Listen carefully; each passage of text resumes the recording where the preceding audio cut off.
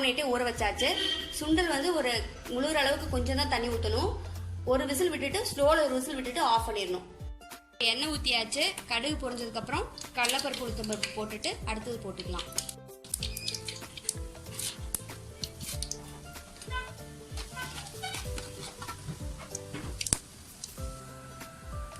இஞ்சி 2 table spoon பொடியை நறுக்கினது,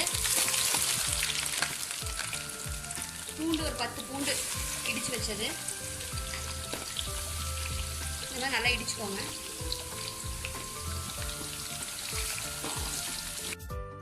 வெங்காயம் ஒரு 2 கட் பண்ணி வச்சிருக்கேன், அதையும் போட்டுக்கலாம்.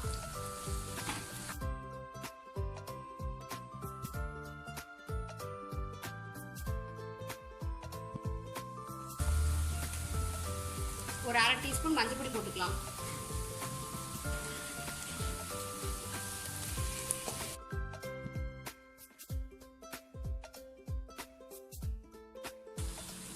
இப்போ பாருங்க, சுண்டல் நல்லா சாஃப்டாக வெந்திருக்கு. இந்த அளவுக்கு வேக வச்சுக்கணும். உப்பு போடாமல் தான் வேக வச்சுக்கணும். இப்போ வந்து சுண்டலை வந்து வடச்சட்டியில் போட்டுடலாம்.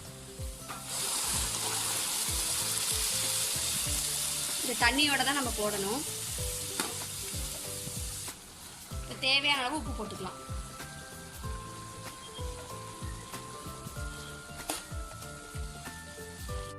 தாளிக்கிறதுக்கு தேவையானதெல்லாம் பொடி பண்ணிடலாம். 2 பட்டை, 4 கிராம்பு, 2 டீஸ்பூன் சோம்பு, இதெல்லாம் பொடிக்கலாம். இப்போ பட்டை, கிராம்பு, சோம்பு எல்லாம் பொடி பண்ணியாச்சு. இப்போ தேங்காய் 1 கப்பு ஆட் பண்ணி லைட்டாக அரைச்சிக்கணும். இப்போ லைட்டாக சுண்டல் கொதி வந்துருச்சு. இப்போ நம்ம அரைச்சி வச்ச பொடியை போட்டுடலாம். தேங்காய் இந்த அளவுக்கு தான் அரைப்பட்டிருக்கணும். இப்போ அதையும் உள்ள ஆட் பண்ணிக்கலாம்.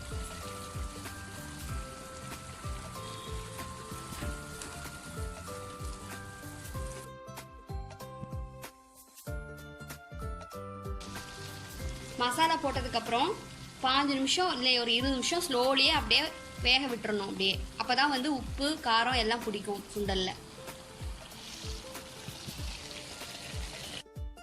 இப்போ பாருங்கள், சுண்டல் நல்லா தண்ணியில் சுண்டிடுச்சு. இப்போ பாருங்கள், சுண்டல் நல்லா அந்த மசாலாவில் போட்டாயிடுச்சு. சுண்டல் கொட்டும் போது தண்ணி வந்து ஃபுல்லாக இருக்கக்கூடாது, அளவாக தண்ணி தான் ஊற்றணும், இல்லைன்னா ரொம்ப வெந்துடும். இப்போ கடைசி கொத்தமல்லி தழை கொஞ்சம் தூக்கிக்கலாம். கலர்ஃபுல்லாக இருக்க கேரட் துருவி கொஞ்சம் தூக்கிக்கலாம்.